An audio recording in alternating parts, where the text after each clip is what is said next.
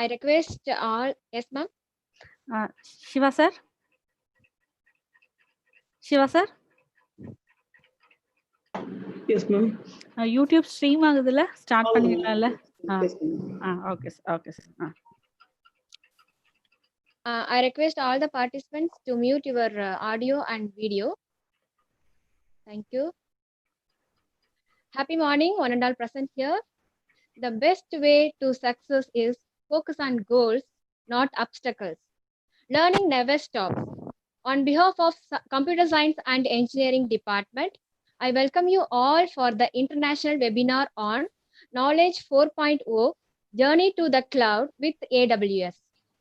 I welcome our chairman, vice chairman, director, principal, all heads of the department, faculty members, and the participants to this international webinar. I welcome our resource person, Mr. G. Bharadwaj, Automation Specialist, Spacetime Limited, New Zealand. Welcome you, Bharadwaj. Yep, thank you, ma'am. Now, I would like to call upon Ms. Rajamani ma'am to share few words about our college. Happy morning to one and all present here. Our college, New Prince Shri Bhavani College of Engineering and Technology, established in the year of 2008, is affiliated to the Anna University, aggregate PNAC, and ISO 9001-2015 with excellent grade. This college provides you the best of technical education. We also have various centers for entrepreneurship, quality management, career guidance, placement and training center, research and innovation, and tech super hub, which helps to enhance the students' knowledge. During the academic year 2019 to 2020, we have successfully produced 91% placement in core companies like TCS, CTS, Wipro, IBM, Infosys, and Tech Mahindra. When you step into the campus, you can feel beautiful ambience filled with your dreams, which will definitely come true. We provide enormous scholarship schemes for meritorious students by waiving of the tuition fees. We provide 100% free education for underprivileged and deserving students. Apart from excellent academic track with various mission and vision goals, we also concentrate on several value-added courses and certificate programs. We also stimulate the students to take part in sports and cultural activities.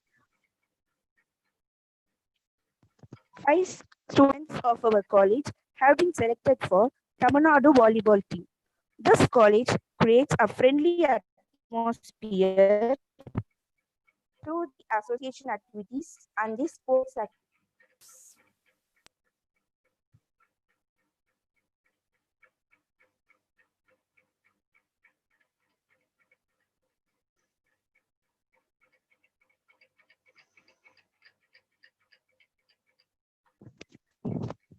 And concluding with this, have a nice morning. Thank you all. Thank you, Rajamani ma'am. With new day comes new strength and new thoughts. Let's welcome our resource person, Mr. G. Bharadwaj, Automation Specialist, Spacetime Limited, New Zealand, to take over the session. I request the participants to share your queries over the chat box. Now the session is yours, Bharadwaj. Yep. Thank you so much. So a very good morning, everyone. So I could see a good number of participants over here. So before we begin with the webinar, so I would like to thank the chairman, the vice chairman, so the principal and the HOD of all the departments and the faculty members for asking me to take a seminar for sharing my knowledge with all the students. So I'm just sharing my screen. We'll just kick on to the webinar. So I hope everyone can see my screen. Yes, Bharadwaj. Yeah, thank you. All right. So today we are going to look about journey to the cloud with AWS. So before we begin with the webinar, so the main purpose of this webinar is for the students is to have an encouragement and gain a knowledge on what exactly cloud computing, and especially with AWS. So, so to give a motivation to the students to do lots of certifications on cloud.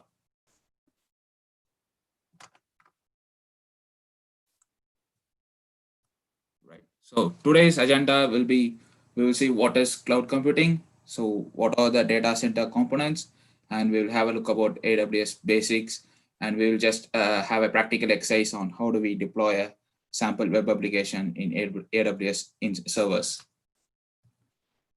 So why data center? So I hope everyone will know that. So will know the programming language like Java, C# and Python and whatever programming languages.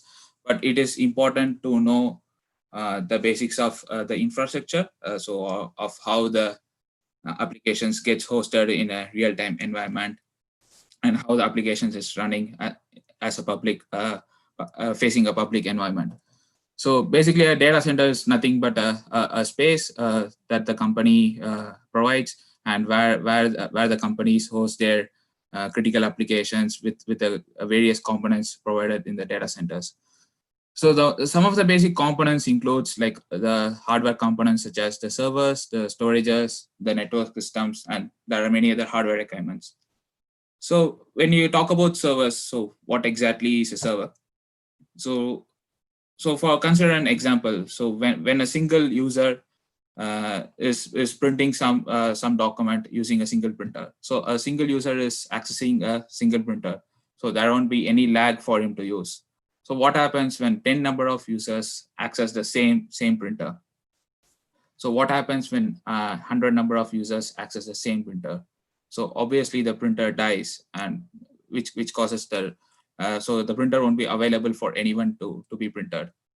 So here comes a server. So a server is nothing but a bigger CPU. It has a bigger CPU configuration. So for example, a CPU will involve memory, hard disk, RAM, something else. So this is exactly a bigger one. So where you could host an applications and provide the applications with ease of use. So for example, one of the great example is the Anna University website you may take. So sometimes the website goes down and there will be lagging of websites. So we need a proper configuration of a server to host an applications. So that's all about a server. So I don't want to go too deep and make the session a bore one. So next is storage. Storage is all about storing the data or informations, regardless of whatever information we get from the servers. So you consider everything as an hardware equipment that is placed in a building, in a space of an organization. So a server will be attached with the storage. So all the applications will be running in the servers, and the data and information gets stored in a storage. So also there are a number of various different kinds of storages called as NAS, network attached storage, or a SAN, storage area network, and a DAS. So you just understand, I want the students to understand a storage is nothing but a box where the data is being stored. Okay. So next comes the network systems. So obviously, I hope everyone knows there are routers, switches, firewalls, so that connects all the users in an organization, along with the components with the servers and storages. So a network system is a key component of a company or an organization. So where it is a basic commodity that prevents the users to access the applications. So the identity and access management is being controlled using the network system. So these are the most basic components that are available in a data center. So why I just want to show this slide regarding data center is I want the people to understand that. So an application to get we build an applications and it all gets hosted at the backend, so in a hardware component. So I want everyone to understand the basic things of a data center, right? So next we move on to cloud. So what is cloud computing? So cloud computing is nothing but an on-demand delivery of services. So on-demand is based on our own requirements, so based on our own needs. So for example, we have an idea, so we want to build an application. So probably buying an hardware equipment physically is of a bigger task. So like we need to find a proper hardware vendor, and we need to negotiate the configurations and stuff. So we need to place an order to the vendor and get the equipments. So these takes a tedious task. So these causes a downtime. So like this probably is not a more agile way of getting the hardware equipments. So cloud computing, provides us a more efficient way to use the resources. So it's basically an on-demand. So for example, we run an application and suddenly a load increases on the application. So we want an additional machine for the application to get hosted. So we can't immediately get the machine available. So when we run the application in a physical data center, but whereas when we go to cloud, so with ease of access, with instant access, the machines are available. So that is why it is an on-demand delivery of services. So what kind of services that the cloud service providers provide? So they provide the various services such as the compute, the database, the storage, networking. So you can name it. So almost all kinds of services that is required for an organization to build their applications, to build their products, to build their softwares that are needed. So the basic infrastructure is being provided by the service providers. So how do they provide? So basically, the main concept is all the service provider will have their own data centers. And these data centers will contain the server storages, as I told you earlier, and these resources are being hosted over the internet. So basically, a cloud company is nothing but an on-demand delivery of services such as the compute, database, storage, and networking over the internet. So, but without internet, it's kind of difficult to access the resource. So, internet is kind of a mandatory thing to run the virtual machines over the cloud. All right. Okay. So there are various kinds of services you may have come across called as the infrastructure as a service, software as a service, platform as a service. So these are the different kinds of services that the cloud provides. So I just don't want to go into each of the services a lot deeper. So the cloud service providers basically provides all kinds of resources, almost all kinds. So that is required for a company to build their applications. Okay. Now, so Amazon Web Services. So why Amazon Web Services has been chosen for today's topic? So they have been one of the leaders as a cloud service providers. So I think they began in the year 2007. So where they were the first person to host their own cloud. So and the variety of services they provide to their end customers is of huge. So we will just have a walkthrough. I will just go through the Amazon console and just explain the various concepts involved in Amazon.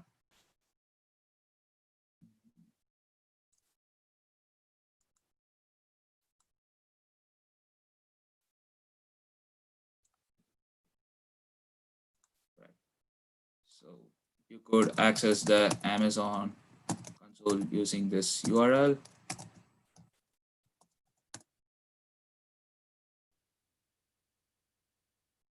So everyone can create their own accounts. So the thing is, we just need to provide our card details for creating an account. So they probably charge ₹2, and that too they just credit us back the amount. So it's always good.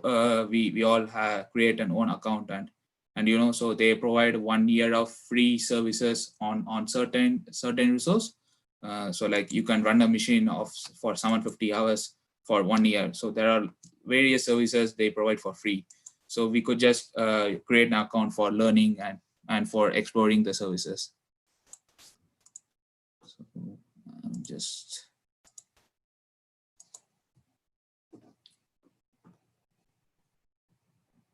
right.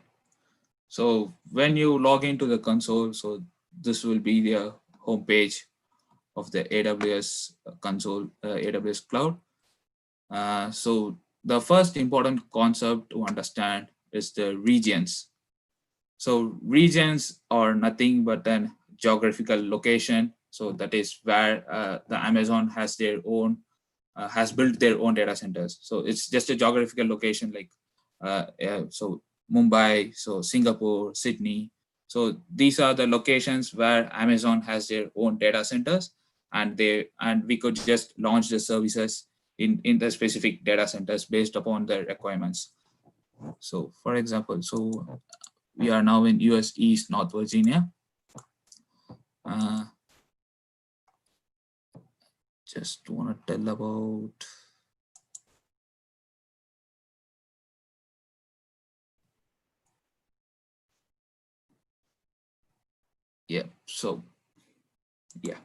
so if you just click on the services, so these are the variety of services that the Amazon provides. So for example, when you take compute, so compute is nothing but the servers, which is as I told in a data center components. So it is one of the data center components. So the storage, the database, the networking. So they provide machine learning services, they provide AI services. So they provide services for security, identity, and management. So they provide services for blockchain analytics. So you could name the services that you want for building an application.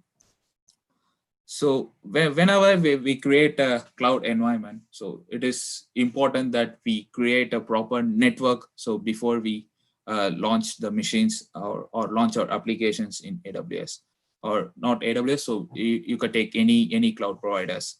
So then the basic networking concept that the Amazon provides is the VPC. So VPC is nothing but a virtual private cloud. So where we build our own sort of internal network, and we want to run the applications within the network. So for example, you are building an internal applications for your company or for your college or something, and you don't want that application to get access outside of your college. So it is something important that you need to build your own sort of network, so and launch applications within the own network. So that can be done using VPC. So we'll just create a own VPC. Right. So I'm just creating a VPC called VPC, and so I'm just giving an address range for the network.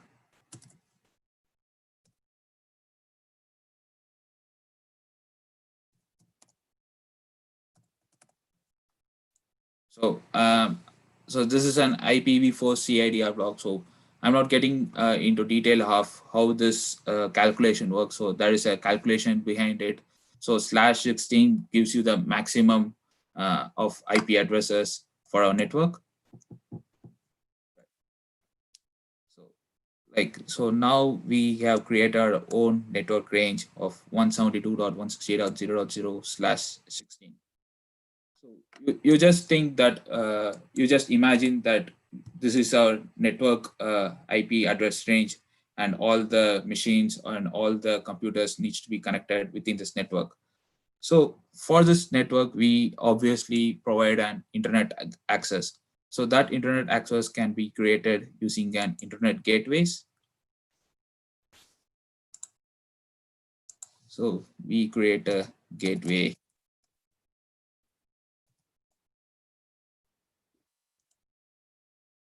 And we just need to attach this gateway to our VPC.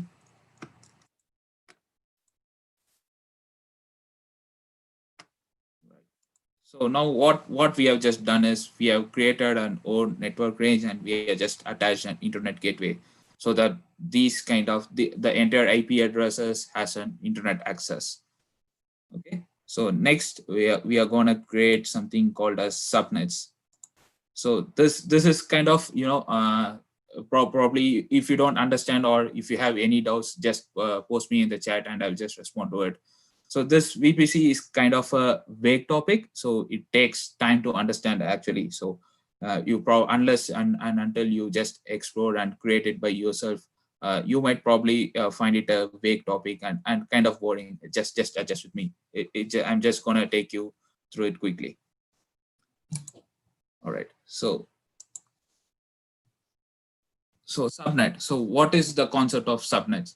Subnet. So from the name itself, you could just understand. So it is just a sub network. So we have created an entire network of IP addresses, and we are just going to create a sub network. So why a sub network is required? For example, you are just running an application. So that is a web-facing, internet-facing application hosted publicly, and you have a database server. So for example, a web-based application needs to be provided with an internet access. So it has to be reached from the internet. Whereas a database is a key component of yours. So that needs to be private, and the internet access has to be prevented for a database applications. So to restrict those kind of things, the subnet can be created. So for example, if you consider 1.0 slash 1.10 as a range for our application servers, and so 2.10, so that series of IP address for our database servers. So public subnet. So we are going to create it for our VPC, right? So the next concept is called as an availability zone. So first concept is the regions. So next is the availability zone. So region is probably, you could have it as a country or a geographical locations. So whereas availability zone is so if you could see here, there are a number of availability zones, 1, 2, 3, 4, 5, 6. So 6 availability zone denotes there are 6 data centers located in the North Virginia regions. So these data centers, they won't be present closer enough. So they'll be connected with a low latency distance, so that in case any disaster occurs of one and any data center goes down, so the another data center is powered up, so and our application is still running, so without having any impact over the business. Okay. So this is the availability zone. So probably you could just have each and every availability zone as each and every data centers presented in a region. So it is not mandatory that there must be 6 data centers available in all the regions. For example, if you have our Mumbai region, so there will be 3 data centers. So there will be 3 availability zones. So we could just choose which availability zone that is required. But you need to consider one thing. For example, we create an application in North Virginia, and we are accessing that application sitting from India. So probably the latency time will be high. So for us, we type the domain name, we type the application address, and for us to get the application, so there might be some latency delay. So it is important to judge where exactly our application needs to get hosted, so that it is easily accessible without any network delays or something like that. Okay, so I am just gonna choose one availability zone, and this is going to be my application server, and I'm going to start with 1.0. So you could 1.0 denotes. So for me, 1.0 is kind of, I'm launching all the web applications in this IP address range. So we have created a public subnet. So that there are VPC that has been already created by Amazon. So this is the default VPC. But the thing is, it's when we are creating, for example, tomorrow you are getting placed in a good company, and the requirement comes up to you need to deploy an applications in cloud. So at the time you need to consider that you must not deploy an application into a network that's been provided already by Amazon. So it is important you need to create our own network and deploy our own applications. So next we'll create a private subnet.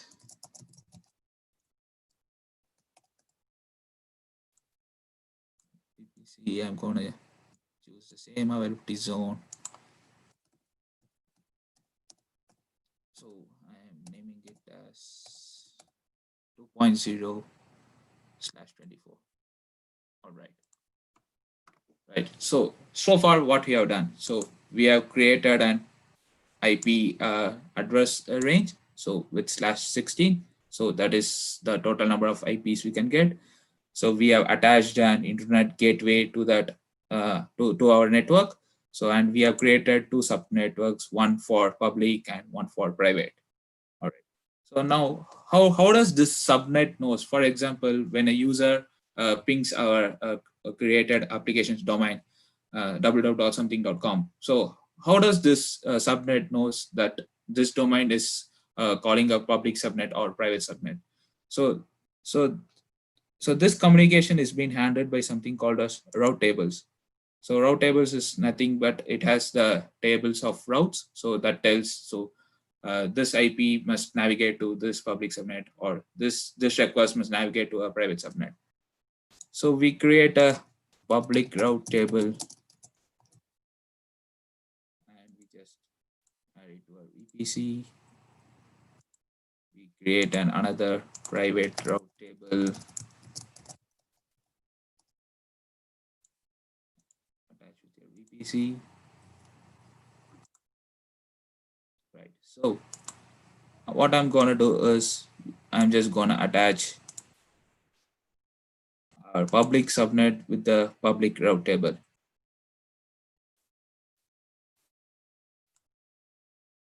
Right. Okay.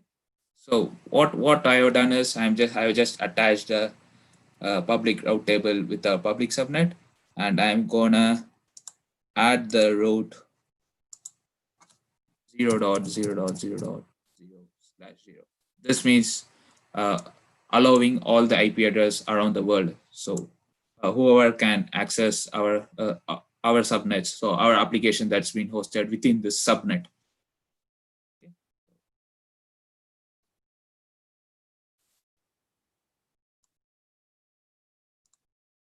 Right. So we it is important that we should not provide the internet. We should not attach the internet gateway to our private route, because basically a private network must not have an internet access. So we are not supposed to add the internet gateway to the private route table. So this is the basic network setup. So we have our own address range and we have created our own subnets where we need to launch our own public and private applications. Right. So this is the basic of networking concept that you need to understand. So when we are going to use AWS in the future, or when you want to launch your own applications in AWS. Right. So now we have created a network. So now we need to launch a machine in AWS. So how do we do that? So Amazon provides something called as EC2. EC2 is nothing but an elastic compute cloud. So this is basically a server in a layman language. So you go to EC2 and we will just create a machine.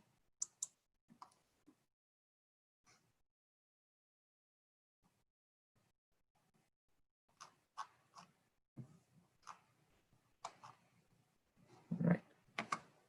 So if we click launch instance, so it takes us to a page called as an Amazon machine image. So an AMI is nothing but a template that's been provided by Amazon that consists of a pre-built OS and pre-built softwares that's been already built and ready to use.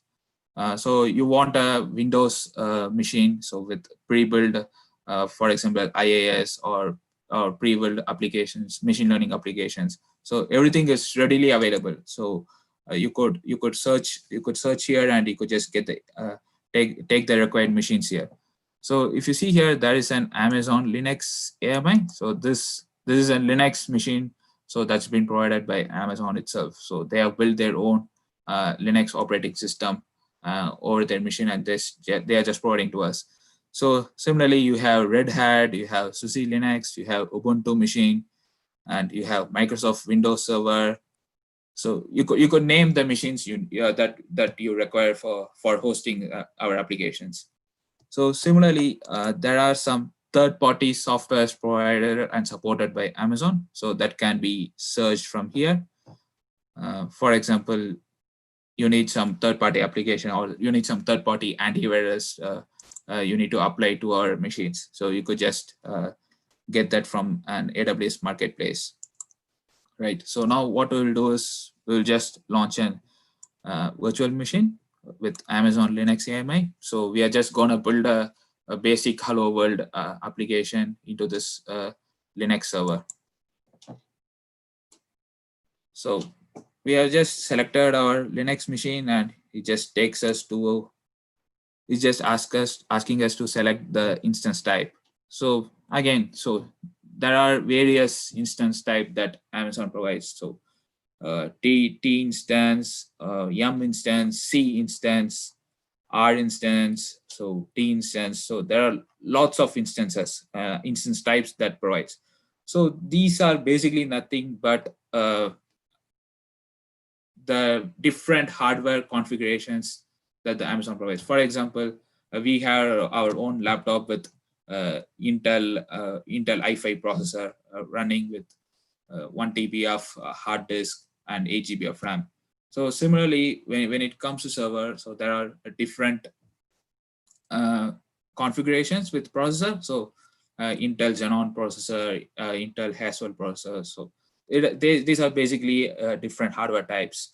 So T instance is the most commonly commonly used instance, whereas Yum instance or those, for example, when our application takes lots of memory, so then we need to select the Yum instance. So similarly, C instance for when it takes a lot of CPU processors. So when our application consumes lots of CPU, so we need to choose the C instance. Similarly, an R instance for launching a database kind of application. So they have their own family types. So it depends upon the kind of applications that we are building, and we are just hosting it in the cloud.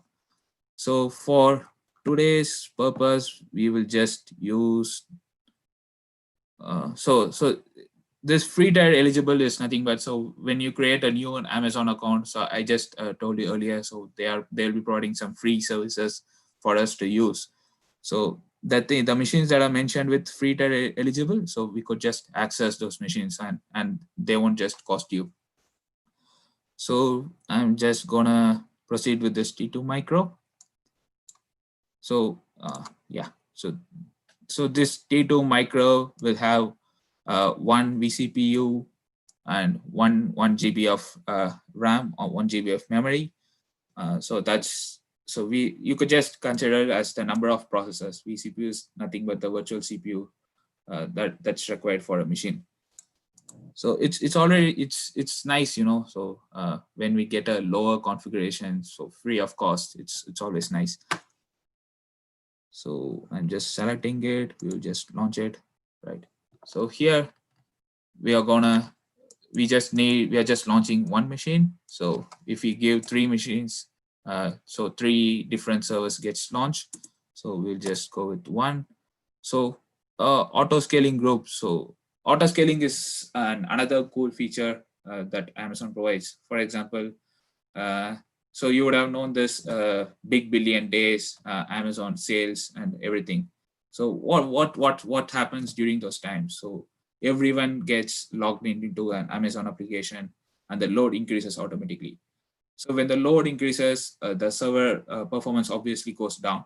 So to prevent that, so if we enable this AutoScaling group, so and we set the CPU load, so whenever there is an 80% load of the machine, so automatically launch in another machine, so that preventing an application downtime. So there won't be any application downtime.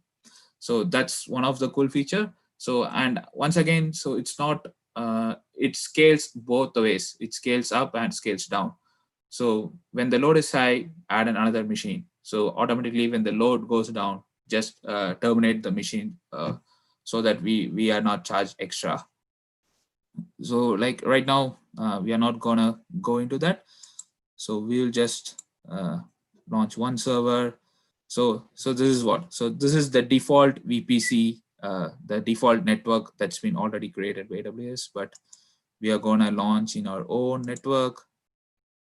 So, and yeah, we are gonna launch in the public subnet. Right, so I'll just enable this. Yeah, let it be. So I'm just walking through this quickly because you need not worry about all these features right now. So we are just selecting the required number of machines and we are just selecting the network and subnets. And yeah, we will just launch, we'll just proceed to the next step. Right, so next we have just selected the processor, the RAM, the machines. Next we need the hard disk for the machine. So the minimum kind of thing is 4 GB. So 8 GB is good. So maybe you could give 15 GB of hard disk. So it's purely depends upon our requirements. So what is the hard disk size that's required for running these applications? So 15 GB of SSD. So there are 3 different kinds of disk type that Amazon provides. So the magnetic disk is the standard HDD that we all use in our computer systems. And the IOPS is nothing but then input output operations per second. So it again depends upon the usage of our servers. So if we already have a server and we know the IOPS calculations, so a machine can be launched based on the IOPS count. So but we will just go with the general purpose SSD hard disk. Right. So tags is basically naming the server. I'm just doing test.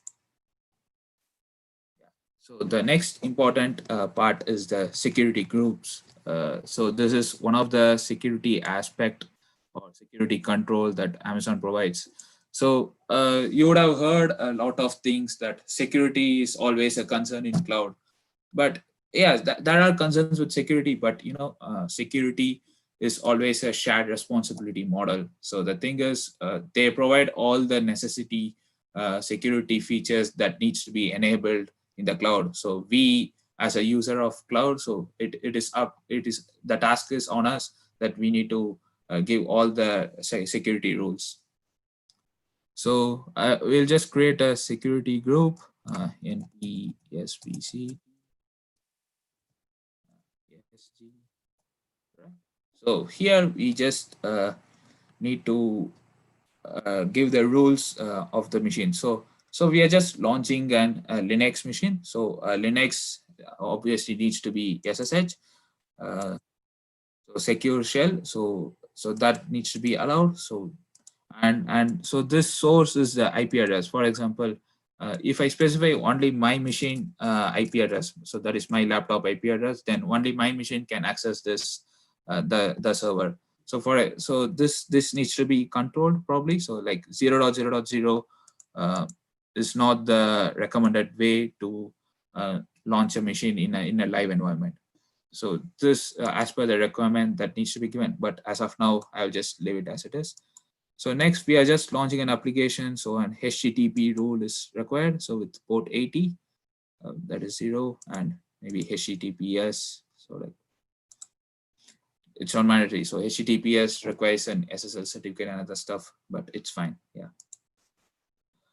Right. So we are at the last step in creating a machine. So when we give launch, it's just asking us to create a key pair. So this key pair is a private key to access the machine.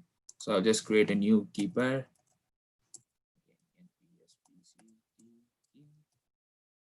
I'm just downloading it.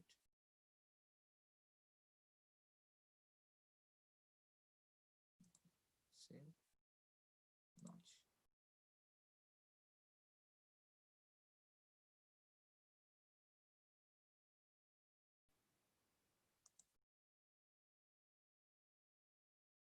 So yeah, let's. It just takes a couple of minutes, probably 3 to 5 minutes, probably. So let's just wait.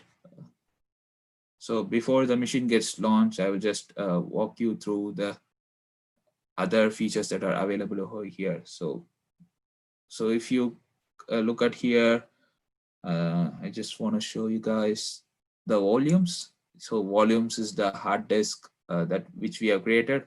So one of the cool feature is what we can do is we can detach this volume from the machine. We create a snapshot and we could attach this volume to another machine.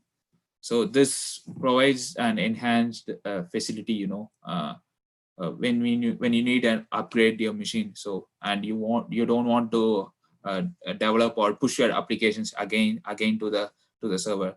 So that can be this can be detached and attached to another machine. So you could create a snapshot and have it as a backup, so that the data doesn't get lost.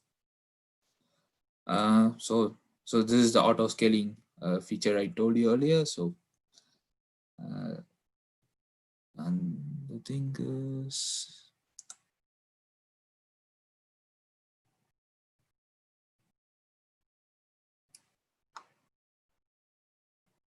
so the machine is running, but we just need to wait until the status check is done.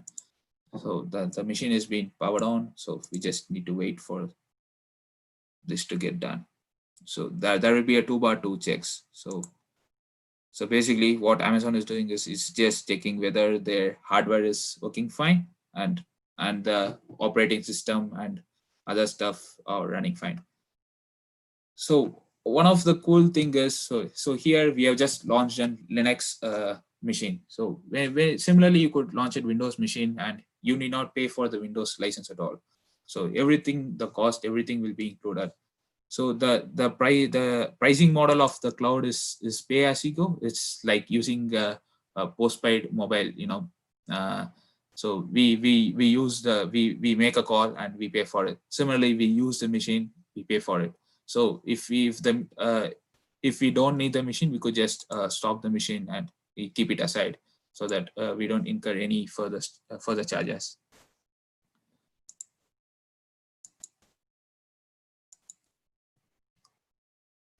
So far, like, is there any doubts or queries till now? You could just write down in the chat.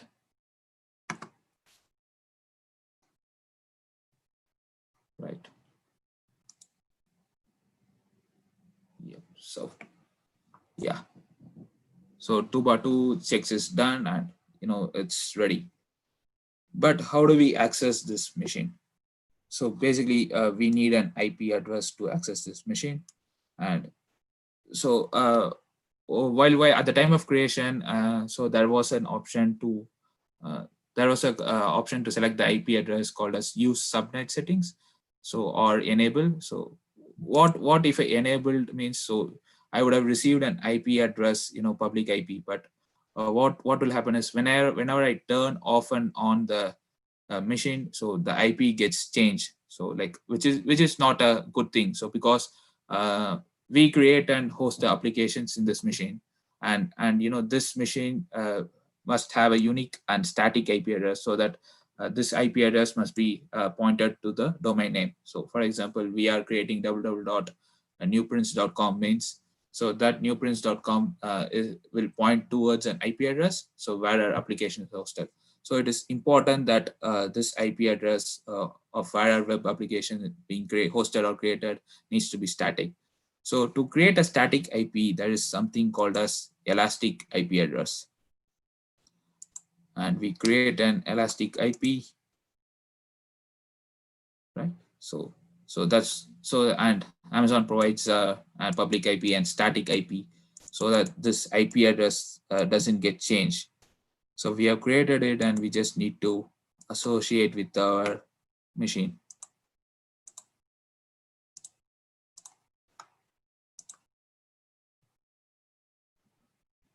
Right. So see here.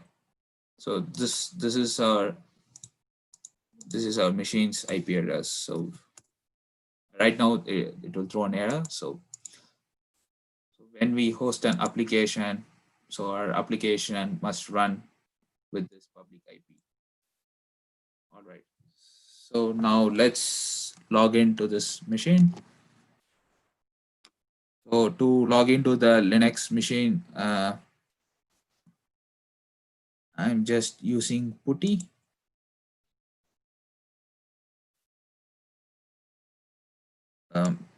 Can you see my PuTTY configuration, like a PuTTY window?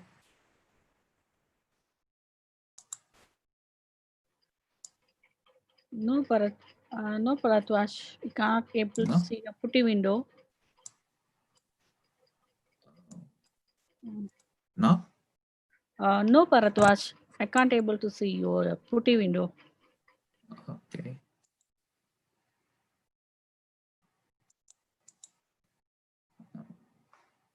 Now, probably. Yes. Now I can see. Now you can see, right? Yeah.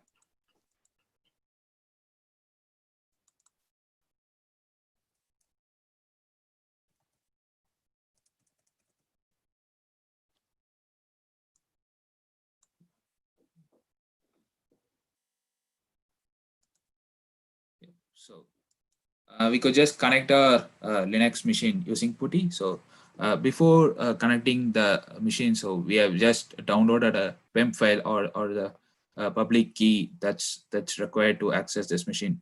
So whenever we are connecting a Linux machine, so this PEM file needs to be converted as a private key so that we could get the access to the machine.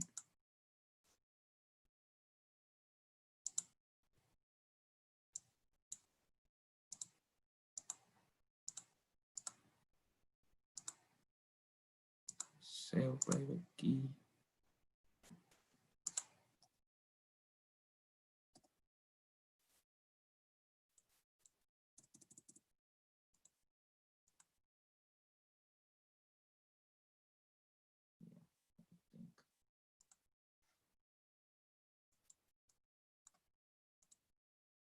Yeah, so it's created.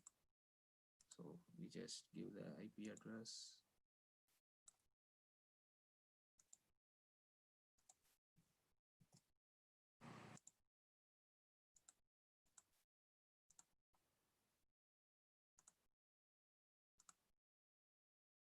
So we just load the private key.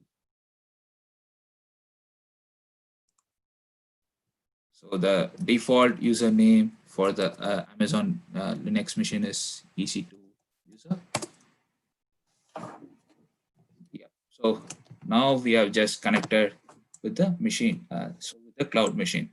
So now what we'll do is we will just install the Apache server, and we'll just try to create a small hello world HTML application or PHP application. So before doing that, we just need to check whether the machine is updated. So I'm just going to run an update.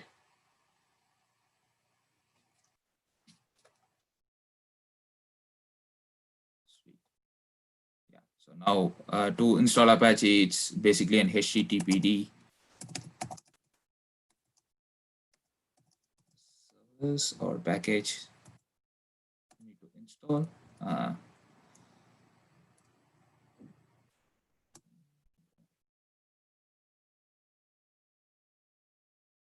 So it is available. So it's HTTPD. Yeah, fine. So to start the Apache service, sudo service start.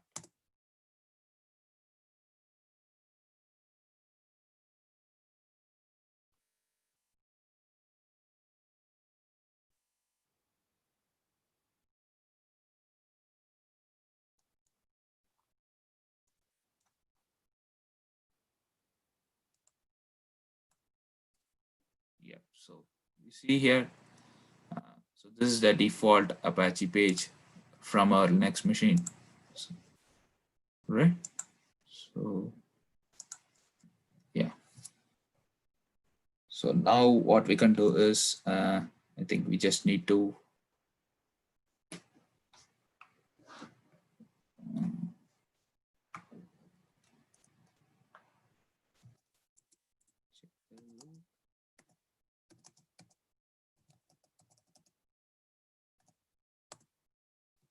so this is the default Apache root address of so in a Linux machine, right? So we will just set our user. We'll just add our user as an Apache group.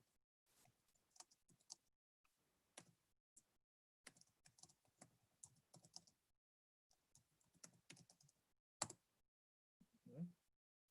So we just need to check once.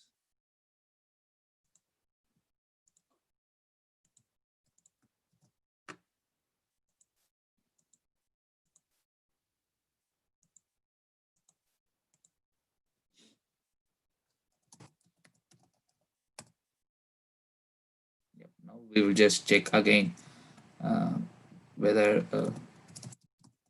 we have been added. Yeah. So if you could see here, our user has been added to the Apache group. So now we could. So this EC2 user will have access to create the applications.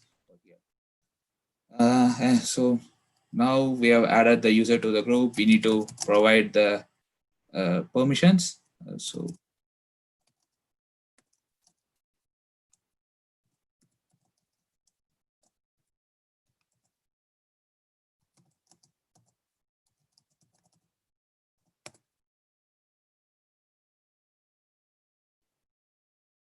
sorry.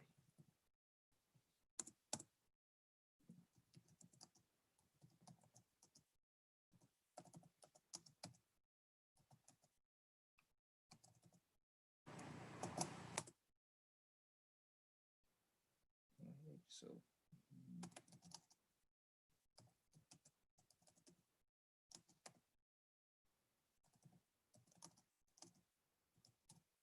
so if you could just find these commands directly in Amazon page, so that you do not think that I'm typing something and I'm just what I'm doing is I'm just providing this user the right access within the directory /var/www. So where we'll be hosting or creating our applications, right?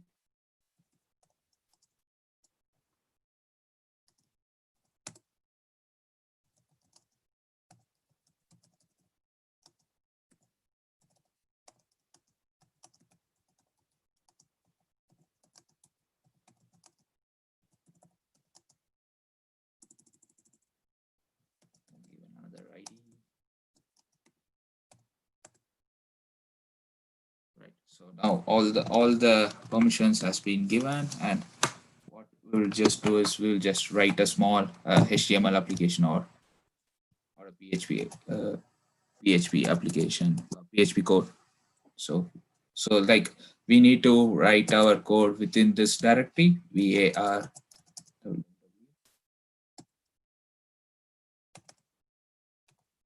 within HTML, I'm just going to create an index.html file, right? So I'll just create a small HTML.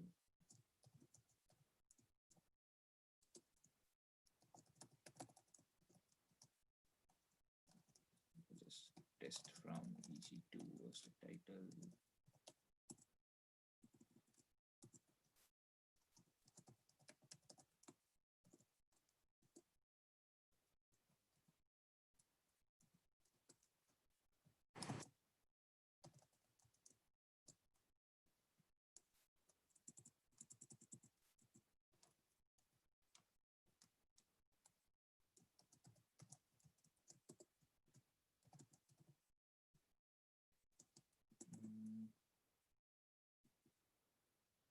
All right, okay.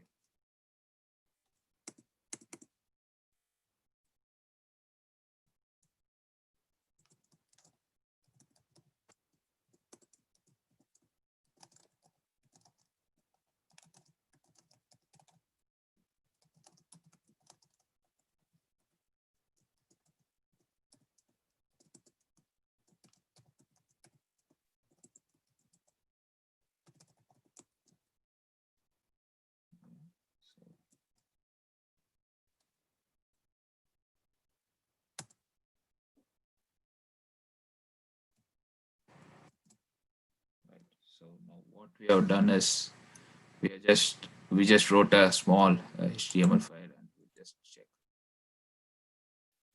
whether it is working. So yeah. So yeah. So this is our HTML page and it's been directly deployed to our Amazon machine.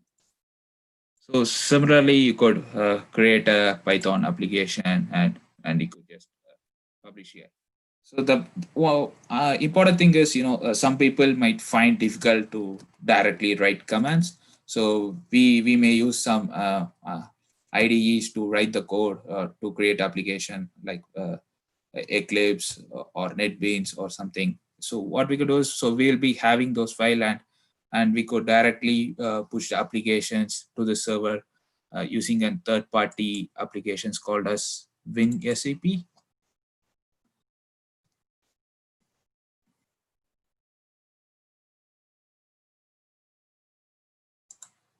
So this is similar to a putty kind of a thing. So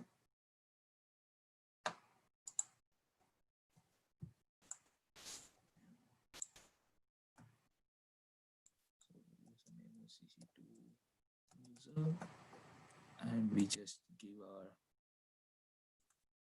private key over here.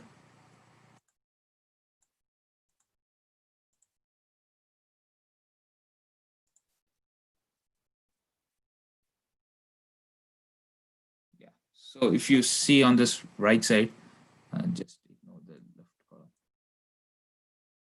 So if you see here, so these are the files that are available in the server. So, and we have created our small HTML file within var www HTML. So here is our file. So, so we could create our own applications and we could just probably import from our machine over here and we could just publish our applications to the server. So this is a basic concept of how do you deploy applications by creating an EC2 machine and hosting it publicly. So like maybe anyone so of you can just type this IP address in your browser and you could just view this application. So I think what we have done is, yeah, so I have told about the availability zone, the regions. So we have seen about EC2, VPC. Yeah, so we haven't seen the S3 and IAM concepts. So I'll just quickly walk through those concepts. So S3 is nothing but an object storage. So S3 stands for Simple Storage Service. So that's the name comes S3.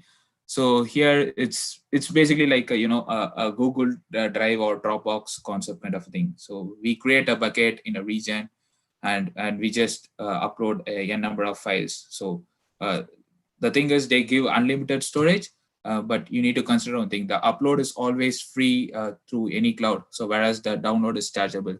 So we need to mind before pushing any applications to the cloud, cloud service providers like Amazon, Azure, or Google Cloud, or anything. So this is kind of an object storage. So I'll just create.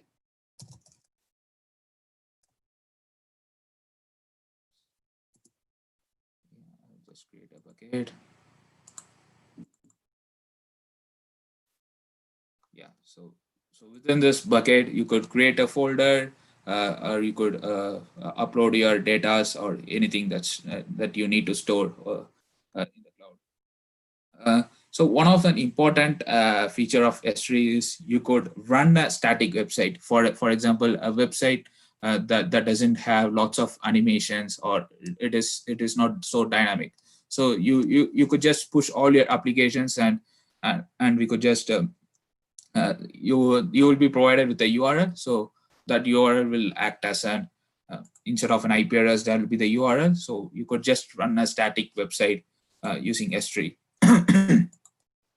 So that's so there are lots of features. There are cross-region replications, but I hope we are running out of time. And you just think this S3 as an object storage where you are provided with unlimited storage. So it's to store your data.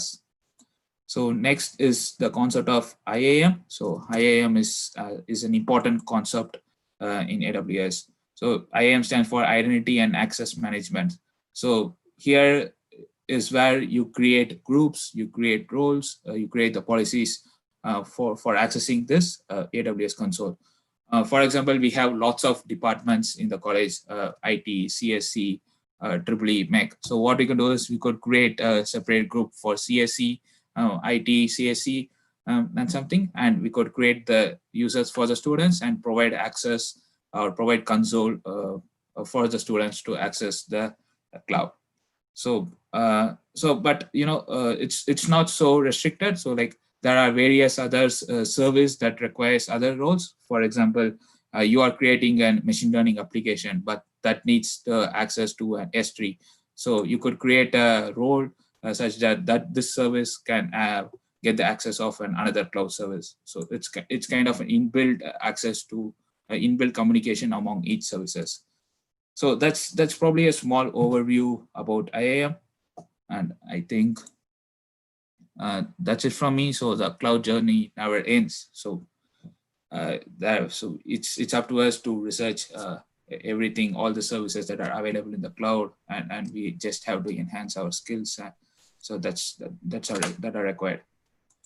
So that's it from me, and I'm happy to take any questions from anyone.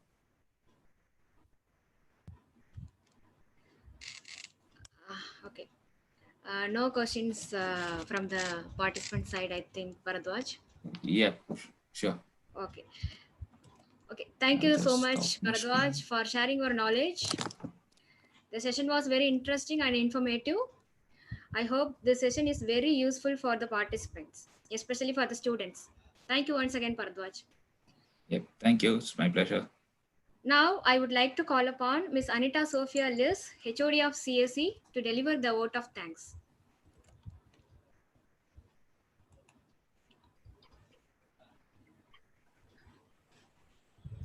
Thank you, Raji ma'am. Good morning, everyone. I, on behalf of Department of Computer Science and Engineering, I take this opportunity to propose vote of thanks to those who have directly and indirectly contributed to this webinar. First of all, we are thankful to our resource person, G. Bharadwaj, for today's webinar, who is also an alumni for our college. We are really enlightened with your knowledge and presence. Thank you, Bharadwaj. Thank you, ma'am.